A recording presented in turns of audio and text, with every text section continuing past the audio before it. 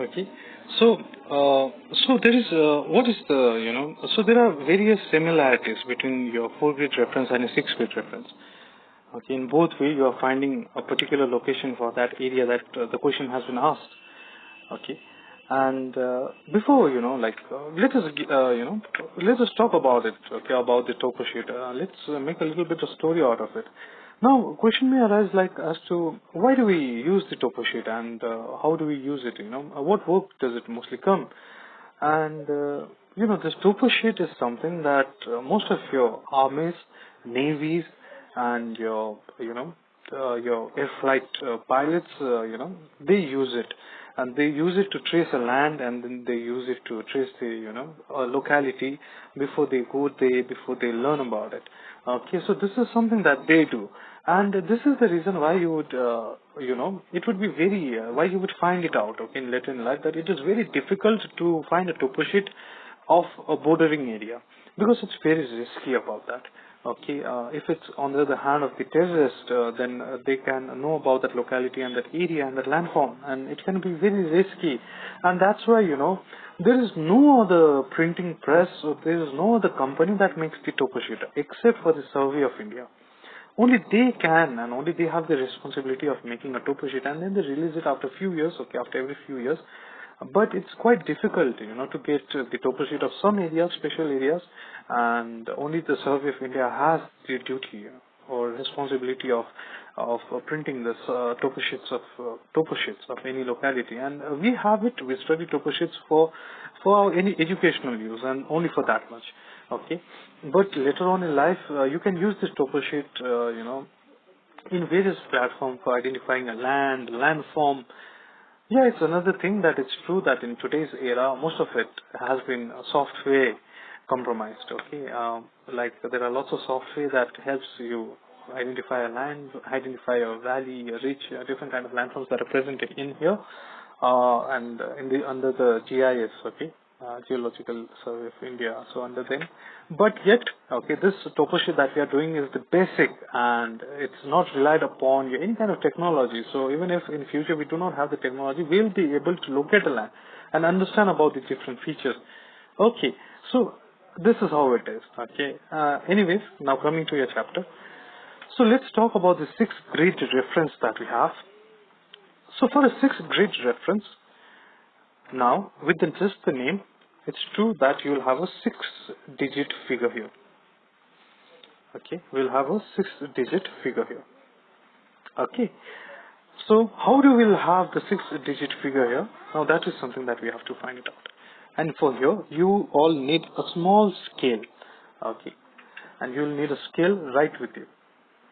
Okay, so you may have figured it out that in a topo sheet we have the eastings and the northings. Okay, and the other fact about here is if you measure one easting to the other, the exact distance between the two eastings will be 2 centimeter. Measure it and see for yourself. It will come under 2 centimeter. And the exact difference between your two northings will also be your 2 centimeter. Okay. Now for here, take up a small scale and measure it for yourself in a topo sheet. Okay. The difference between this line and this line will be 2 centimeter. Okay. And similarly with the northings. So first of all, what you'll have to do is, now if you look at the scale, that your scale runs from 0 to your 30. If it's a larger scale, if it's a smaller scale, it runs from 0 to 15 centimeter. Okay. Now, as we see that the two lines, the two easting has a difference of 2 centimeter, we can see that it can be divided under different millimeters. Now, millimeter is a smaller figure than centimeter. If you look at your scale, the small lines that run, those are your millimeters. So count it from 0. Okay, 0, 1, 2, 3, 4, 5, 6, 7, 8, 9, 10. And 10 you will have your 1 centimeter. Then again it will go from 10 to 11, 12, 13, 14, 15, 16, 17, 18, 19, 20. And your 20 will be 2 centimeters. So 20 millimeter is equals to 2 centimeter. Okay. So what will you do here? You take up your scale, you'll place it under these two lines, and then you know, you will divide this into 10 parts. How will you do it? Take 2 millimeters, okay, and mark it. Okay, so that means the distance between these two white lines, you know, the smaller white lines, is 2 millimeter. So draw 2 millimeter line here, make a 2 millimeter gap here and draw a line, and keep drawing like that and make a difference of 10 grids. So make 9 lines and you will have 10 gapping in between. Okay, you will have 10 gapping in between. So mark it 1, 2, 3, 4, 5, 6, 7, 8, 9, and then you will have 10 gaps in between. So you have divided this whole into 10 parts. Okay, so you are doing what? You are dividing this strings into 10 parts, and that's the only thing that you are doing. And you are doing it into equal halves. Okay, into equal 10 parts, not haphazardly. Okay, so do the same thing with the knottings. Okay, place the 2 millimeter scale here and draw a line. Place it under 2 millimeter gap here and draw a line. The same thing here and draw a line. And keep it and do it, okay, for 9 times and you will get a 10 division. Okay, so mark it for 9 times and you will get a 10 division. Count it for yourself if you don't believe me. Okay. So here you will have a lot of, this kind of very complex kind of a lot of grids, okay, smaller grids, okay, and smaller different sections. Now why do we do it? This gives us an exact value, more exact than your 4-grid reference. Because in a 4-grid reference, what did you have? You had a 4 figure. You saw that it falls under 17 and 43, isn't it? But here, you can see inside that string also where it lies. And this will give you a perfect location of that place. So let's see if the question is, mark this temple on the map, and so it's a 6-grid reference. This is how the question might come. This is how the question will be coming. Mark a 6-grid reference of that area, of that temple, let's say. For example, we are taking it. So the 6-grid reference, let's say you found out that the temple is here, in a topo sheet. Okay. Somewhere you found out that the temple is somewhere around here. Okay. So you took this grid, okay, strings, you divide it into 10 sections, okay, both on strings and knottings. And now what it looks like is, it looks like this kind of a box. Okay, and now your temple is somewhere between this box. Now how will you take out the 6-grid reference? Now this is the thing. Before taking up the 6-grid reference, I would really want you all to do something. First, draw an L for the 4-grid reference. So when we are drawing an L, we took the vertical line first and then we marked 32. Then leave a gap, give a dash. Then mark the horizontal line. And on horizontal line that we saw that this temple lies upon 43. So write 43 and give a dash. Okay. Now what you'll need to do is, so first find the strings here. First find the first dash. We have to do the first, no? As we have the first dash, first we'll complete that. Okay. So let's find out the first dash that we have. Let's count the line in between. 1. Okay. So we are counting this white line that we drew. So 1, 2, and 3. So as this red line or this temple lies, after the third line, okay. So this third line is before the red line, okay. The third line is before the temple. So we write it here 3. Just like how we found out the strings, just like that. Okay. So we write here 3. So now it's the turn of the knottings, okay. So the second dash that we had, okay, the end one. So we draw from the below one. Okay, so we'll draw from below. We will count from below. So we had drawn one line, 1, and then 2. So we will write here 2. You saw what we did. We counted the lines that we drew on our own, and then we marked it on our. Okay, and then we made the 6-grid reference. Okay, we are not counting the gaps. Don't make that mistake. We are not counting the gaps. We are counting the lines that we drew here. Okay, so never count the line. Never count the gap. Okay, we are not counting this blue gap here. We are not counting this blue gap here. We are counting these white lines that we drew. Okay, because this is where we put our effort in, and we will only take what effort we have put into. Okay, so we will always draw, we will always count the lines that we drew. So in your instincts, that first we do is the 32 we wrote and gave a dash, and then we wrote the 43 and we gave a dash, and then we counted it. 1, 2, and 3. So our red line, our temple is after the third line, so we mark the line before we mark it 3. Okay, so we mark it 3. And from below also we'll mark it, because as 43 is rising above, okay, and it's upon 43, so from below also we count it 1 and 2, and then again we write it 2 at the last. Okay, so this is just counted 3 and 3. We got 3 instincts and 3 northing figure. Okay, and this is what gives us a 6 grid reference. Okay, now it's very clear. I hope you all will get it now. Okay, but a small thing that I would still ask you: practice it on your own. Find up a question, do it on your own, show me. Okay, and then you can ask me. Okay, if you have any query, if you haven't understood, you can ask me anytime that you want to. Feel free. Message me anytime that you can. Okay, you can do that. Okay, and you can call me at the mid of the night. Okay, but just do it. Okay, so just let's see. Okay, let's see how you do it. Okay, just try it on your own. As you are in class 10, I don't have to, give you a lot of pressure. I don't want to give you a lot of pressure with your homework and all of this stuff. Just try it in your own and show me and say me. Okay, how did it come up? Okay, so let's move on now. So in a topo map, now what we are going to talk about is something different from this 4-grid reference and a 6-grid reference.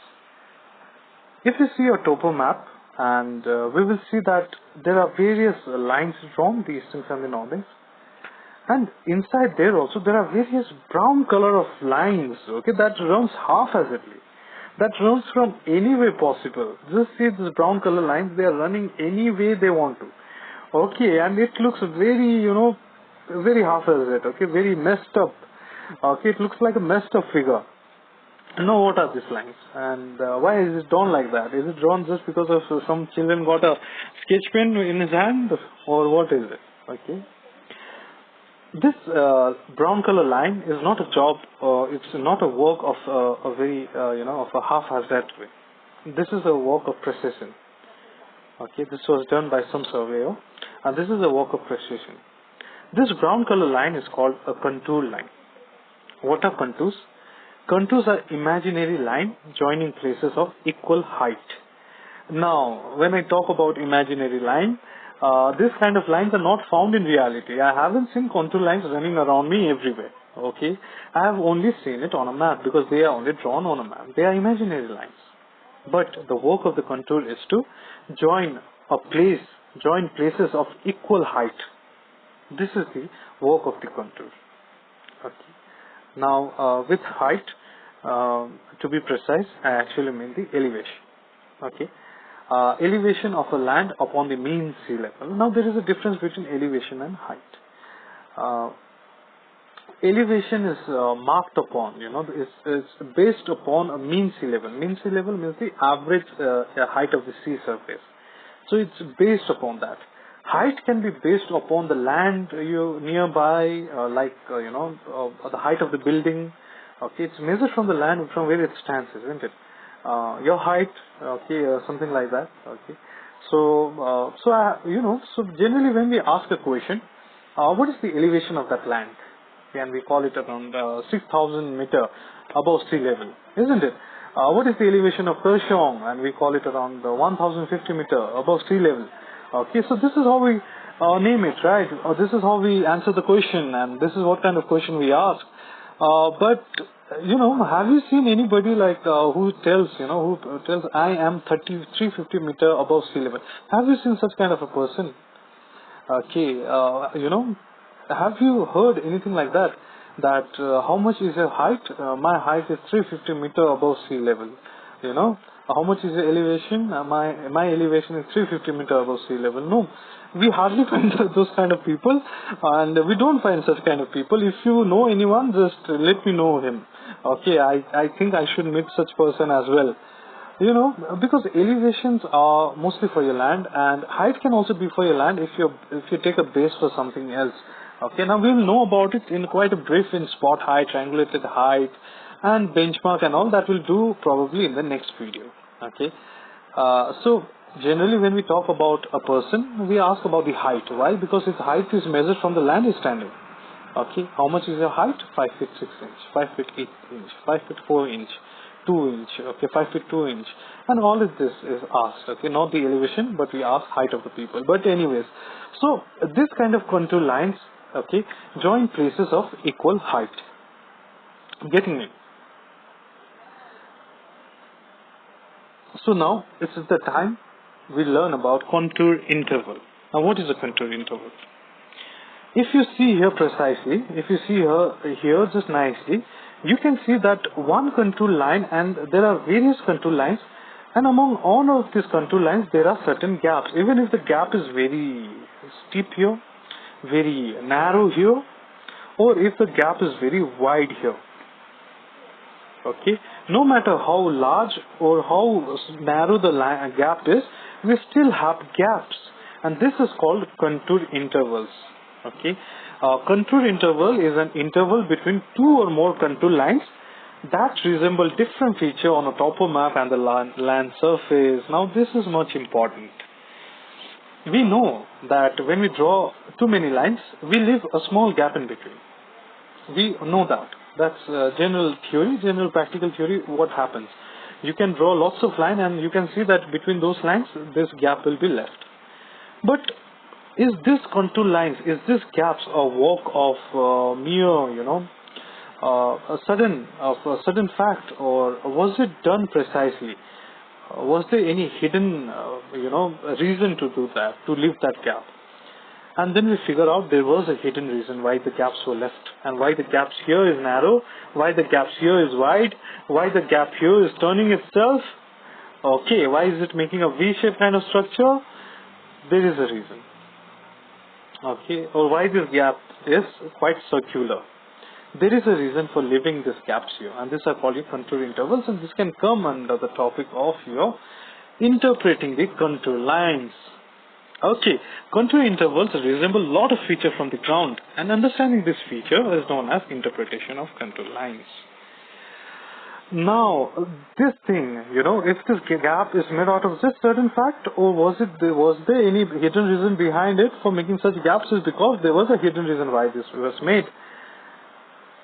This gap, okay, which is quite wide from each other, if you can take a look, this resembles a gentle slope.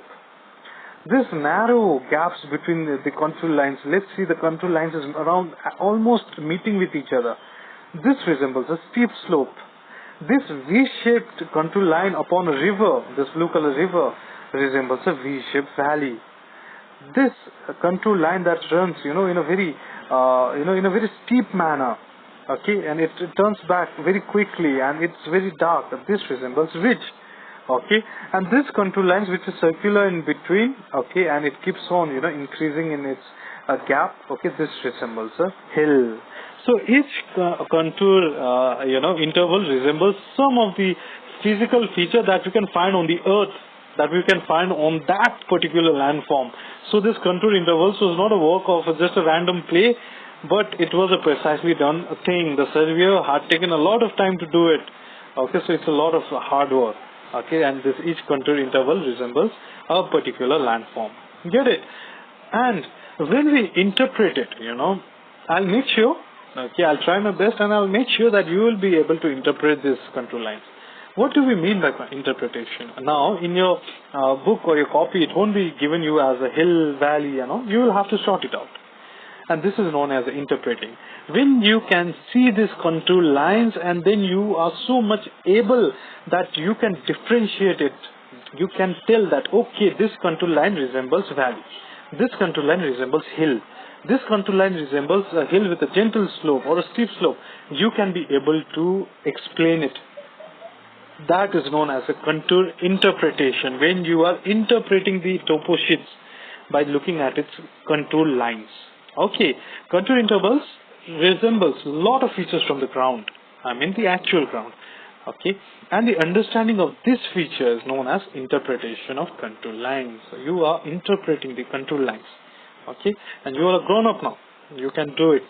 Okay, So this is how, I just give you a small example of how the 2D feature changes itself into 3D feature. Okay, how your 2D feature changes itself into the 3D feature. So let's say this is the work of your topo sheet, and this is the work of your nature in a real ground. So this is a 2D feature and this is a 3D figure, isn't it? So this kind of, if you have this kind of contour lines, circular and then moving around, and then here you have a very gentle slope here. This resembles, if you have to draw it in the landform, it resembles this kind of a ridge. Okay. If you have a very sharp, very circular middle, okay, a circular middle, and then a very sharp, narrow kind of endings, okay, and falling, and this all have, in the center you have a higher altitude area, okay, the altitude is higher here, it will be marked this 600 meter, 900 meter, it will be marked there, and it keeps on decreasing further as far as it goes. It resembles a conical mountain, okay, and then your, then continuous ridges, okay, or your what kind of different kind of mountains you can have, or a hill you can have. Okay, so see, this is your 2D to 3D figure. So okay, so let's say if you are a surveyor, you go somewhere, you see this kind of a hill. How you are going to draw it in a contour? You are going to draw it in this way. Of course, you don't have to draw it. I'm just showing you a basic example, like how this, we get a question, no? How can this kind of mark be present in our Earth? So this kind of mark can be present on our Earth in this form, in a 3D form.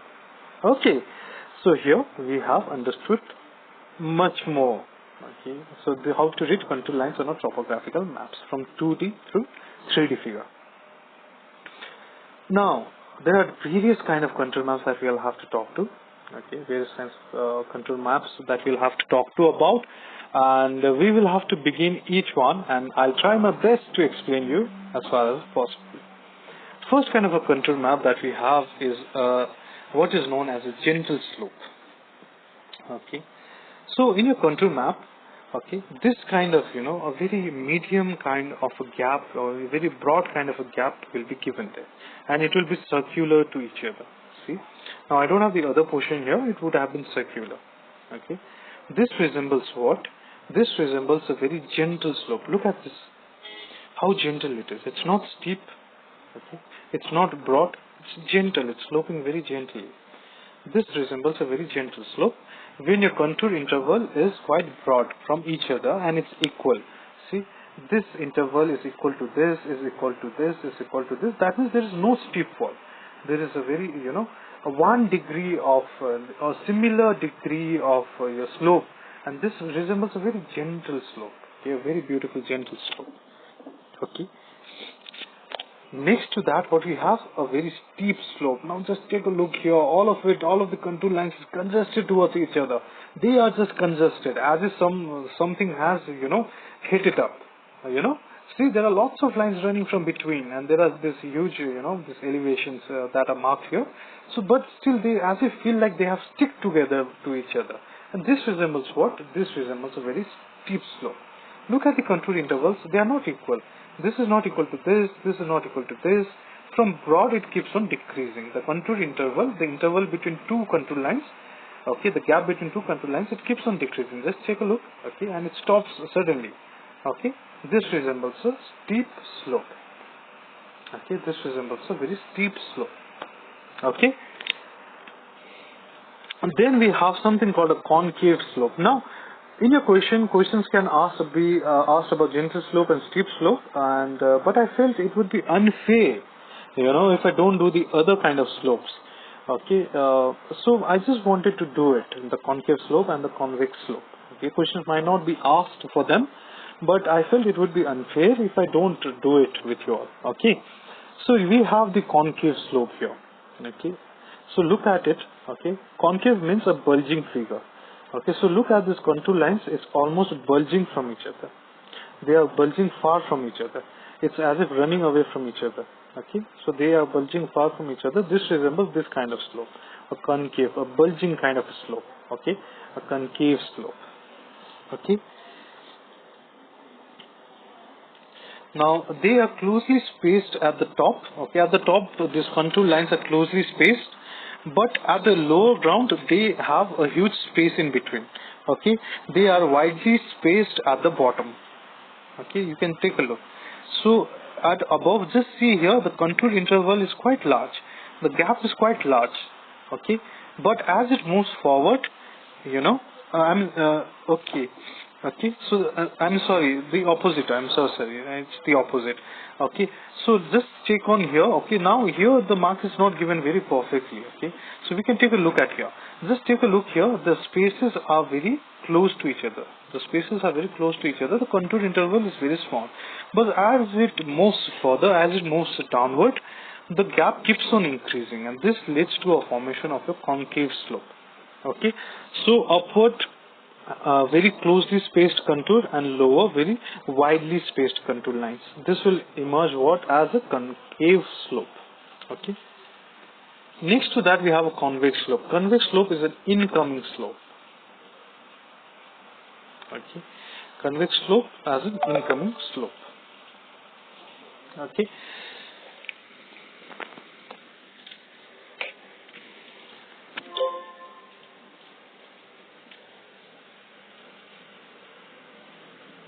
Okay.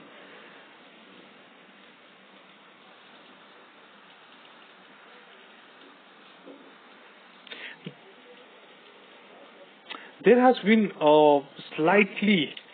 there has been this picture. I'm so sorry. This is a concave slope and this is a convex slope. Okay. This is a convex slope and this is a concave slope. So just just keep it in mind. Okay. Concave is a feature when you have a certain inner side to it. Okay, this is a cave-like structure and it is known as a concave slope. Okay, this one is particularly wrong here. I may have, while inserting the images, I may have made this mistake. This is a convex slope which is a bulging in nature, and this is a convex slope which is inward. Okay, which is the movement of it's inward in shape. Okay, it's like a cave. So this is a concave and this is a convex slope. Okay, in convex slope what happens is your upper portion is quite wide. The upper portion is quite wide from each other. They are widely spaced. Okay, they are, look at here, they are widely spaced, and in lower portion they are closely spaced and leading to this kind of a feature. Okay, leading to a very convex kind of a feature, a bulging kind of a feature. Okay, while in concave slope, okay, so this is a concave slope, it makes cave. Okay, the heading is wrong. The heading became opposite. Okay, maybe because while uploading, while printing, okay, because I had too many images and maybe some of it got wrong. Okay, so I'm so sorry for that. So this is a concave slope where the upper portion is closely spaced. See, okay, the upper portion, they do not have space as a whole. They are merged together. Okay, they are merged together. Okay, this concave slope, they are merged together. And while the lower portion is quite broad from each other. Okay, so what kind of feature we get? We get this kind of a feature, an inward moving feature. Okay. So they have a closely spaced top and a widely spaced bottom, a concave slope. A convex slope rather has a widely spaced top and a closely spaced, a very closely spaced bottom.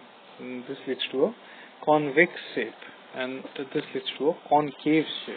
Okay, so there was this error in the heading. Okay, please don't get confused. Okay, so anyways, now let us move to our different feature that we have, and this is known as a saddle.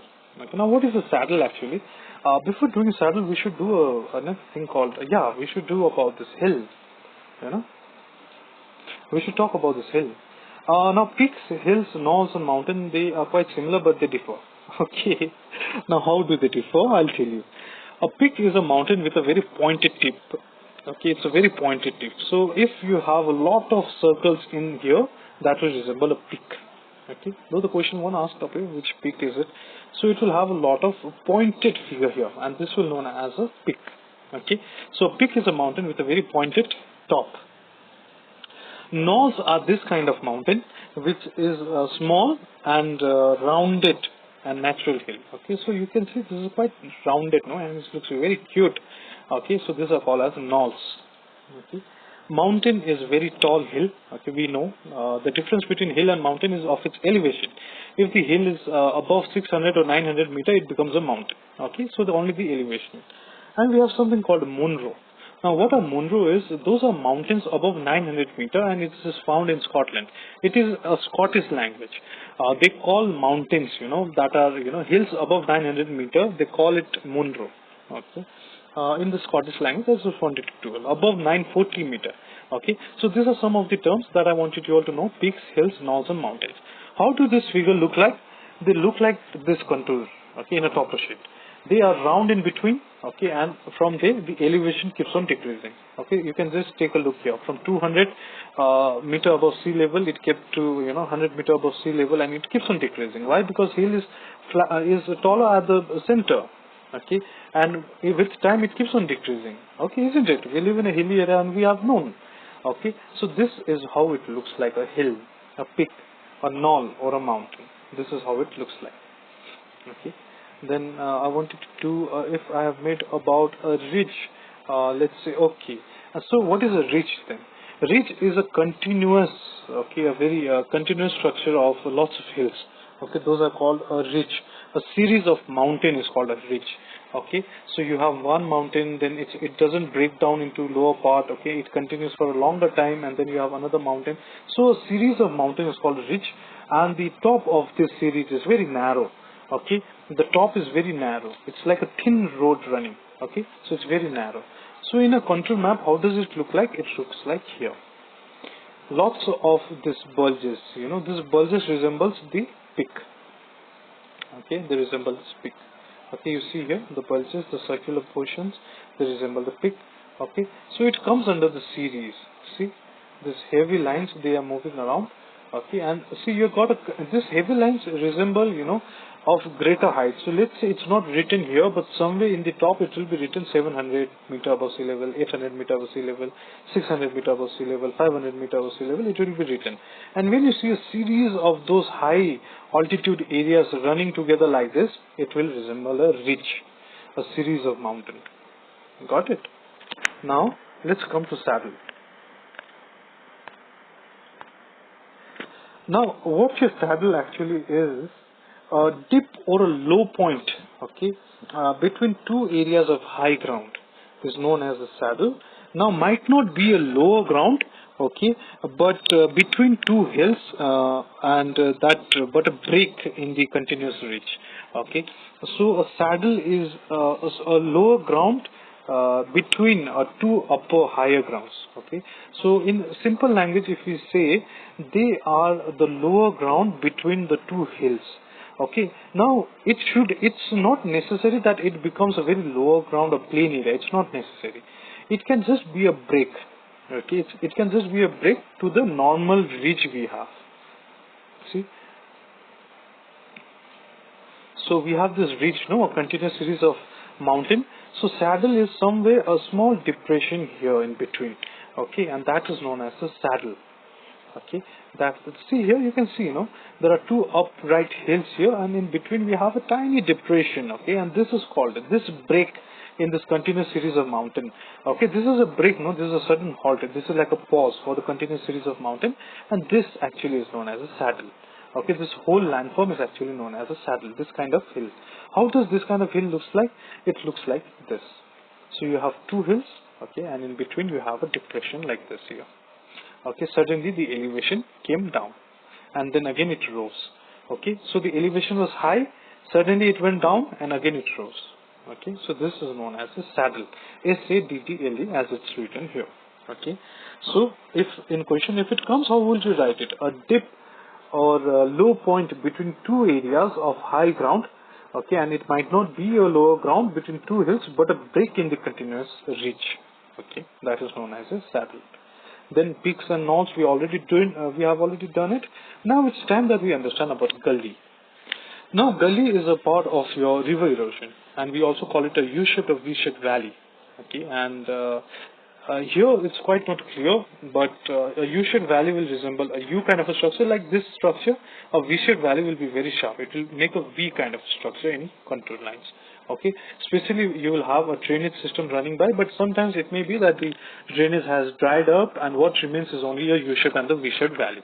Now those are the erosional works of the rivers, and the rivers can dry up and only the valley can be left behind. Okay, so that is also possible. Okay, so you will get a V or a U kind shaped. Okay, and this is known as your U-shaped or the V-shaped valley. Okay, and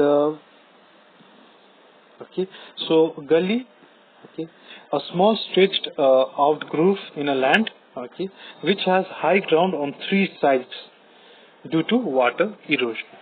Okay, so you can see it in the ground here also. They have high grounds on the three sides: first side, second side, and the third side. And here there is a narrow depression, okay, done by the erosional work of the river.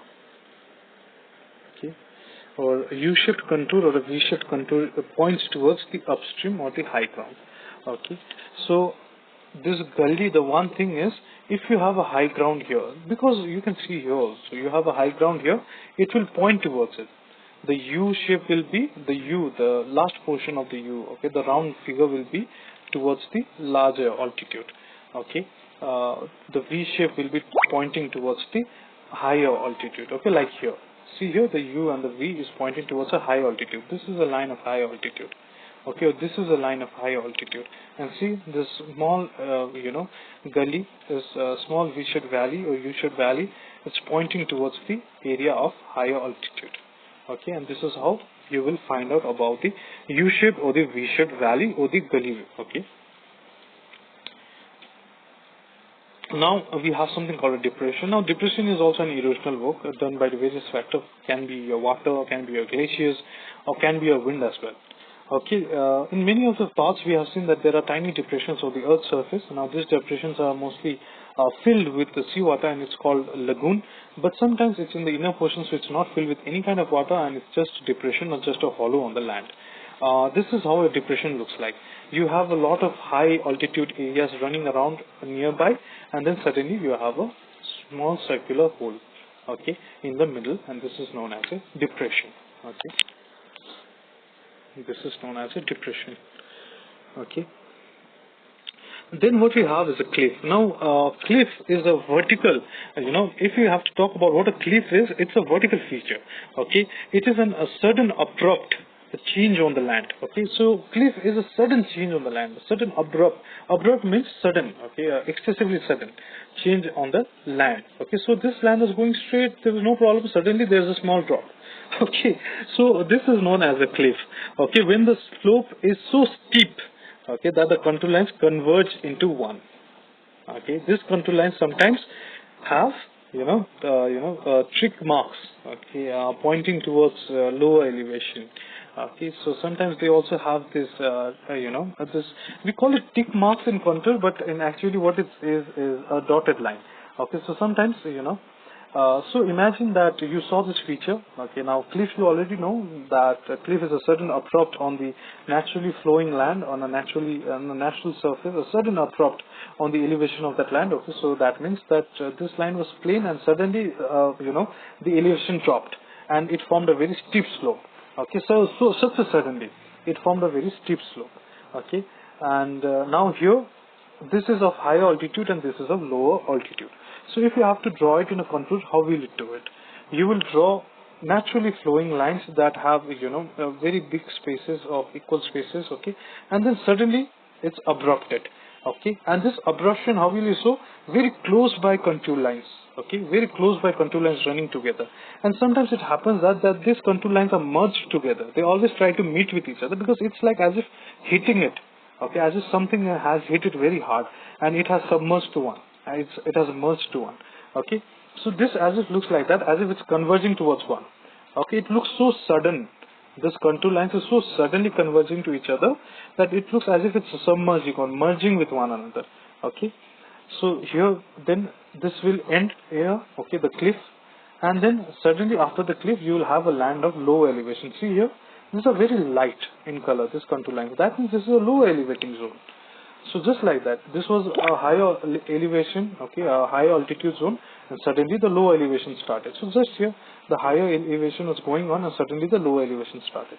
Okay, And sometimes, you get these dotted maps, dotted lines here, okay, facing towards the lower elevation zone. Okay, this you get the dotted lines sometimes, not every time, but sometimes you get dotted lines somewhere around here. Okay, this will be much more easier to make it much more easier to show that this is a cliff. Sometimes they mark it with the dotted lines. Okay, so in any time in terms of this, while talking about topo shift, if you find out if it's written tick mark, it actually doesn't mean a tick mark, a right tick mark. No, it doesn't mean that. It means actually your dotted line. Okay, that's some language of this topo shifts. Now spur. Now for spur, I should have given you a different diagram. I will be sharing it in the group. What are spurs are actually? These are some extra hilly portions. Okay, that move around. That emerges from your hill or your mountain. Okay, so these are some continuously sloping line, okay, in a higher ground, normally jutting out from the side of a ridge. Okay, so in a mountain you may have seen that there are various other small landforms that are coming out. Okay, and especially on the terrain, especially on the slope, that is known as a spur. Okay, that is actually known as a spur. You can have this in the ridge diagram. If I have, it will be very well. So anyways, if I don't have, I'll share it to you in the group, how a spur actually looks like. Okay, I'll share it to you in the group. So anyways, so it's this kind of a landform that emerges from the slope. Just understand that and how it looks like. Okay, so how it looks like in a contour, it looks in this way. This is how your spur really looks like. And I gave it as spur versus gully. Okay, this is not a WWE fight. This is a fight between the two kind of landforms in a contour map. Why did I give it? Because spurs and your U-shaped valley of now with gully I mean the U-shaped valley or the V-shaped valley. Okay, these all are the same thing. Because many get confused between these two, spur and the U-shaped and the V-shaped valley. What is the difference between spur and gully? No, gully looks this. Okay, sorry, I don't have the gully one. I have here. Gully looks like this V-shaped. Spur looks like this V-shape. So what is the difference now? How would you find out in the contour? When there are too many lines moving around, if you are asked to find spur, how will you differentiate it with the gully? The only way to differentiate it is the V-shape, the pointy figure here. In a V you have, or a U you have a pointy figure at the lower portion. This pointy figure in a spur will, will be facing the downhill, will be facing the lower elevating area, will be facing the lower altitude area. Okay, so it keep on decreasing. See here, the 300 elevation zone, then 200. It's facing towards the lower elevation zone. Okay, it's starting from the upper elevation zone and it's finishing in the lower elevation zone. While in this gully, it will finish off with the higher altitude zone. Why? Because the gully will end and the mountain will start. Okay, so your U-shape or the V-shape, the pointy figure will face towards the higher altitude, while you're in the gully, while in the spur it will face towards the lower altitude. Okay, so this is it. Okay, why? Because the spur is a downfall falling landform. It's formed at the terrain, it's formed at the slope of the mountain. Okay, like here. So of course it will be facing the slope, it will be facing the lower elevation, it will be facing the downhill, the lower altitude area, not the upper altitude area. It will be facing downwards because it's moving downwards. See here, this elevation is at the slope of the mountain, it's facing downwards. Okay, the spurs always face downwards, and the gully, they always face towards the higher elevation. So if there was a gully, it would be facing upwards and not downwards. Okay, so the spur faces downwards towards the lower elevated area. So let's say there is 300, 200, then 150, 25. Okay, it keeps on decreasing. While the gully faces the upper elevation area, like here 100, 200, 300, 400, it keeps on increasing because gully ends, and then on the three sides, here up, right and left, your mountain starts. Okay. So this is it, one WWE match. Okay. Then another thing is about your Nolan depression. Okay, what is a null and what is a depression? So nulls versus depression is also very important. Okay, because both look circular, isn't it? A depression also is circular, nulls is also circular. How would you figure it out? Now, nulls is a concentric circles, and there is a lower ground all around. So null is actually a mountain. I said null is a very cute looking, round figure mountain. So a mountain has a center which is quite of a higher altitude, like here. So here it's written 607 meter, okay, above sea level. So then there will be a 607 meter elevation altitude, and then the remaining will keep on decreasing. There will be 500, 400, 300, 200, 150. Okay, so it will keep on decreasing. The side figure will keep on decreasing, and that's why you will find a mountain. No, mountain is peakier. Mountain is higher altitude in the center, and in the side it keeps on getting decreased. The elevation keeps on decreasing. Okay, this is it about your mountain. And then you have the depression. Okay, a depression is when you have a hollowness, okay, and when the outer portion you have higher altitude, and it keeps on decreasing once you move towards inside. Okay, it keeps on decreasing from 500, 400, 300, 200, 100. Okay, so depression, the opposite thing will happen. It will keep on decreasing from outside. Okay, and especially in depression, in most cases you get this tick mark, I mean the dotted lines also, to resemble it is a depression. Okay, so now by understanding all of this, okay, you will have to mention this different kind of a feature like U-shaped valley, V-shaped valley, gully, spurs, okay, and the gentle slope, steep slope. Okay, so different kind of things you will have to figure it out in the map. Just try it for yourself, look for yourself, find some questions, okay, and just show me, okay, ring me up. And the remaining feature we will do it in the next video. Okay, just take a look here, and if you don't understand anything, you all are free to ask, you all are free to message. Okay, so thank you.